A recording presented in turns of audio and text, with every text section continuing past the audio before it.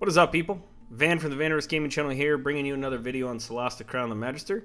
Today's video, we're going to cover all 22 cantrips that are available on Solasta Crown the Magister. We are going to rank them on if I think they're fantastic, situational, or terrible. I will go over which ones are actually in 5th edition Dungeons & Dragons today, and which ones are only specific to Solasta Crown the Magister. And we'll give you a brief description on how they all work, so that when you are choosing your characters to play this game, or in 5th edition Tabletop, that you understand the cantrips and how they function. So let's get started. We're going to start with Wizard as our class because a lot of the cantrips can be used on different classes, but most of the arcane cantrips are going to be Wizard only. Then we'll switch over to looking at the cantrips for clerics, and then we'll switch over to the druid cantrips as well, so you can get an idea of which classes can handle which cantrips. So without further ado, we're going to go alphabetically here, and we're going to start with Acid Splash. Now, Acid Splash to me is an okay spell. I would say it's situational because it really doesn't do a lot of damage. If you look at the stats, it does 1d6 acid damage, and if they save, they take no damage. It's a dex saving throw, which a lot of people have a very high dexterity. It's one of the worst saving throws. And the only real shtick is it affects 2 targets. So range of 60 feet affects 2 targets, so if you have 2 targets that are low on health, you might be able to kill them both with this spell. Otherwise, I wouldn't recommend it. I don't think it should be something you would pick up. Going into number 2, the Annoying Bee. This is a Solasta only spell. This basically gives a target disadvantage on concentration within 60 feet. It does 1d4 piercing damage as well. There's not a lot of creatures that have concentration in this game that you're playing through, and since this is a Solasta only spell, I would say this is a terrible spell. I don't think I've ever used it, because if you do damage to something, it's gonna affect their concentration anyways, so I would not pick this spell up. Chill Touch. So this is very interesting because it says Chill Touch, but it's actually a ranged spell. So don't pick up Chill Touch thinking it's a melee spell. It is absolutely a ranged spell. And it's a very big range. It actually has a range of 150. And what it does is it basically does 1d8 necrotic damage, chilled, which means they cannot gain hit points, if undead, disadvantage on attacking the caster. So we're trying to prevent something that has regeneration, a troll or something like that. Based on the damage 1d8 and the range, it's not as good as some of the other spells. The damage that we're trying to do is not really why we would pick this up. Necrotic is a very uncommon resistance, so if they have resistances to fire and cold and that kind of stuff, this is a nice one to choose. And not having something regen is also nice, but this is very situational. There's very few things in this game that will require this, but it does decent damage, so if you want to pick it up just for the fun of it, go for it. Dancing Lights.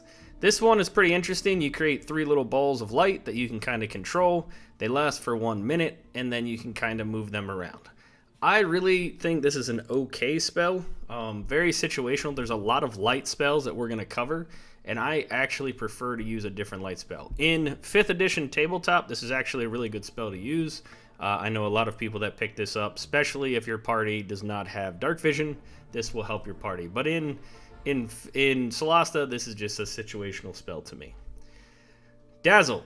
So Dazzle is a Solasta only spell. It lowers a target's AC and prevents a reaction. It requires a hit with a melee spell attack, and it basically lasts for that 1 turn, right? So we're burning our action to try and make a melee attack as a caster in order to prevent something from taking a reaction so we can move away and lower their armor class. This is very situational. There is another spell that also does reactions that actually does damage, so I would prefer that spell over this one.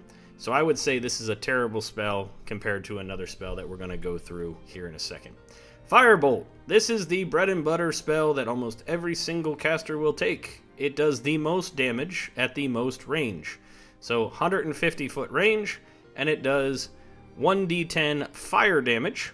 And so the only downside to this spell is that it is fire damage. But to be able to do 1d10 damage with a cantrip at 150 range, this is a must-have. Everybody's probably going to want to have this spell.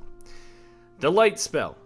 Light is pretty good. This is also in normal 5th edition where you can put light onto a particular object and then it lights up basically within 20 feet of you. You have a bright light, and then with another 20 feet you have a dim light. So it's kind of a 40-foot radius. In 5th edition D&D, this is a great spell to have because you can put it on different things. You can hide it by covering it over with your hand or whatnot. Even in Solasta, this is nice. You can put light on like a sword or something on your character, and if they don't have dark vision, it's really going to help prevent being able to see in the dark and not having disadvantage, because if you don't have good lighting in 5th edition D&D, you're at disadvantage, which is bad. I just pick characters that have dark vision, but if you don't have characters that have dark vision, this would be a nice spell to have because you can put it on your characters if they're melee. Poison Spray. So this one is the highest damaging spell in Solasta Crown of the Magister. It's the highest damaging spell in 5th edition for a cantrip. It does 1d12 poison damage, but the big downside to this one is the range. It's only within 10 feet of you, and also it's a con saving throw. Most creatures in 5th edition have a very high constitution, and most of them have a very high dexterity, and so this is one of the worst saves. They're going to save a lot of the time, so unless you're getting the feat in Solasta that it still does damage, whether you fail the save or not, they still take half damage. This one is going to be very difficult because when it hits, it's going to do a lot of damage. When it misses, it's going to do nothing, and you're going to waste your cantrip. So I'm going to say this is a nice spell. It's situational depending on what you do with like your feats in order to make this a stronger spell, because just know they will resist because of Constitution. Ray of Frost. This is also in the same category as a Firebolt, a Chill Touch. It has a range of 60 feet. And what it does is 1d8 frost damage or cold damage, and it reduces their movement speed by 10 feet. So this is really nice if you don't want the big baddie to get to your party. It only does 1d8 damage versus Firebolt's 1d10. But again, maybe things are resistant to fire and not to ice. And there are creatures in Solasta that have that actually take double damage from cold damage. So I would actually pick this up. It's a situational spell, but in certain situations, this thing does more damage than some of the level 1 and level 2 spells that you're going to be doing because they're vulnerable to cold damage.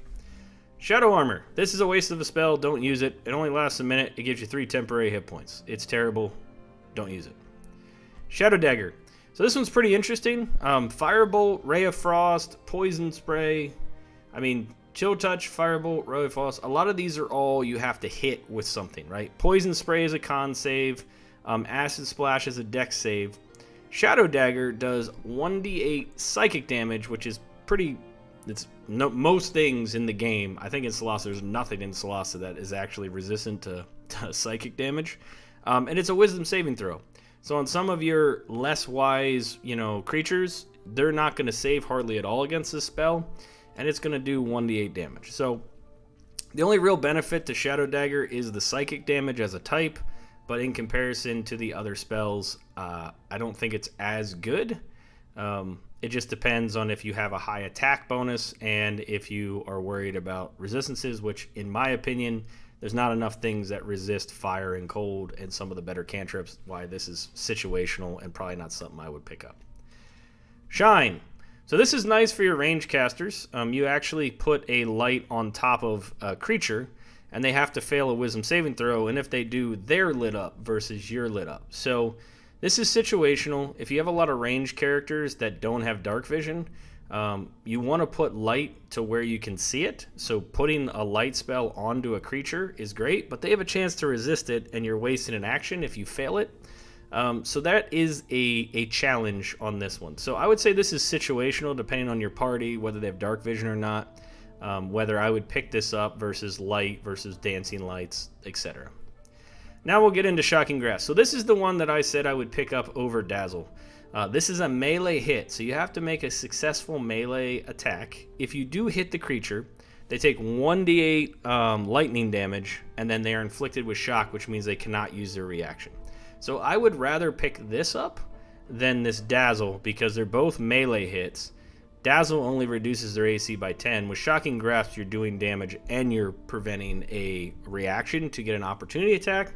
So hands down, Shocking Grasp is good.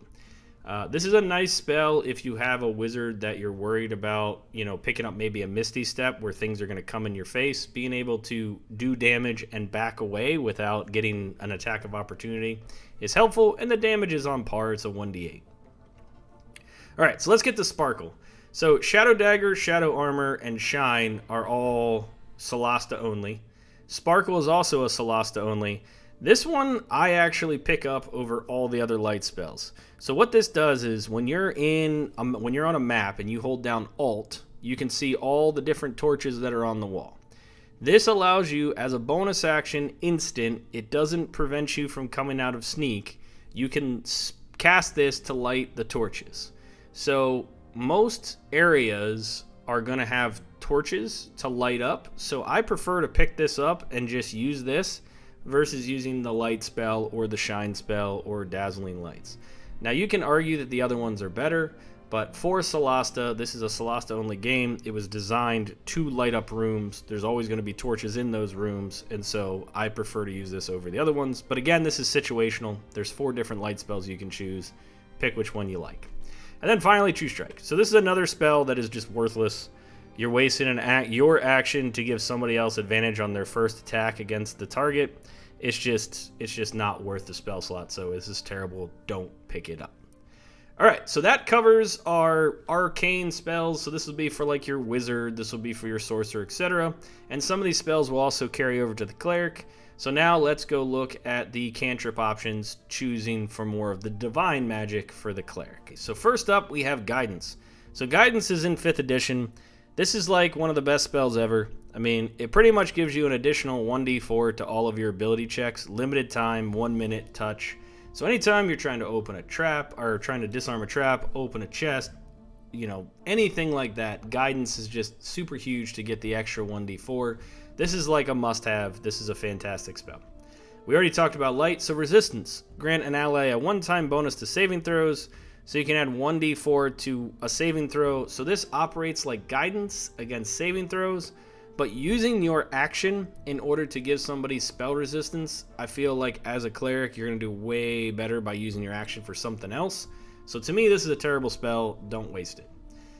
Sacred Flame. So this is your bread and butter casting spell that you use in 5th edition as your attack cantrip. It has a range of 60 feet. It does 1d8 radiant damage, and they have to pass a dex saving throw. So it is resisted a lot because a lot of creatures have high dexterity, and so if they resist it, then they take no damage. But if they do get hit with it, it actually lights the source up, so it helps with getting advantage on them if you have certain creatures that don't have dark vision. So I think this is a must-have if you're playing a cleric. It's a must-have spell. It's fantastic. It's your only damaging cantrip you got. Shine we already covered.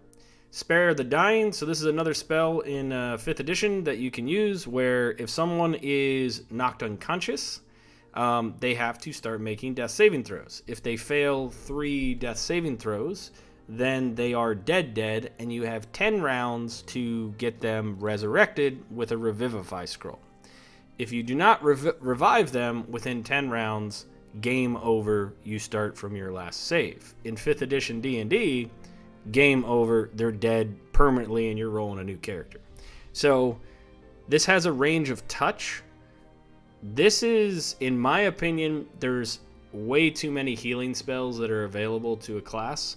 But what if you run out of all of your healing spells and all of your potions and you can't get to somebody? This is like that, oh my gosh, thank God I have this. So I would say if you're playing on Iron Man mode in Solasta, pick up Spare the Dying because you don't want to completely lose your entire game. If you're not playing in Iron Man mode, don't pick up Spare the Dying. And then Sparkle we already covered. So the Guidance and Sacred Flame are fantastic spells. If you're a cleric, I think I would pick those 2 up every time. And then you can choose between the other 5 if it's something that you want to add. I would highly recommend staying away from Resistance and Spare the Dying unless you have enough cantrips that you can pick up one of those 2. Alright, so finally we're going to get into the last cantrips that are available, and they actually fall within the Druid class, so we're going to go over to the Druid and look at those cantrips. So anything that was covered previously I will not cover on the Druid section. So really the only 3 spells we have left are Produce Flame, Shillelagh, and Venomous Spike. So of these 3 spells, Produce Flame and Shillelagh are in 5th edition tabletop. Venom Spike is only for Solasta Crown of the Magister. So let's talk about Produce Flame. Now, in tabletop 5th edition, Produce Flame is actually a pretty nice spell because it is your damaging spell. You create a flame in your hand that kind of is used as a light source, and then you can choose to hurl that flame at something and cause 1d8 fire damage. Very nice spell. In Solasta Crown of the Magister, this thing does not function well at all. It's weird when you use your action to get it in your hand and then trying to do it, but cast spells because you're holding. It's a terrible spell in Solasta, great spell in 5th edition. Shillelagh. So this is a great spell if you want to have a more tanky, damaging type character. What this does is, as a bonus action, you create a weapon in your hand that is considered magical, and the attacks are using your spellcasting modifier, not your strength. And so you get to do 1d8 damage, and it's considered a magical weapon, and now you have a shield and you have this magical weapon in your hand. Again, because of how 5th edition works, you need a free hand to cast. I don't like Shillelagh a lot unless I don't plan on casting. So this is a great spell if you're like, okay, I'm going to throw down a concentration, and then I'm going to go in and I'm just going to start beating on them with my Shillelagh. Totally understand that, but I just don't like to use this spell because with my druid, I don't want to take damage because it interrupts my concentration. So I try and stay back. So this is situational. I don't recommend picking it up unless you really think that you can get up in there and start beating the crap out of stuff with a druid. And then finally, Venomous Spike. So this is the one that replaces Produce Flame as a must-have fantastic spell for the druid.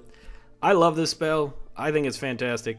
It has a range of 60 feet. It does 1d10 damage, 6 of which is going to be on a piercing damage, 4 of which is poison damage. So there are a lot of creatures that resist poison.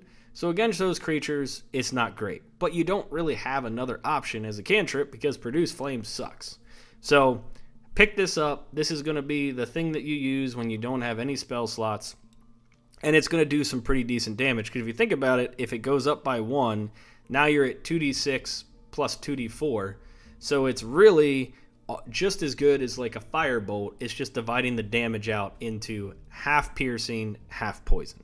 So just keep that in mind when you go there.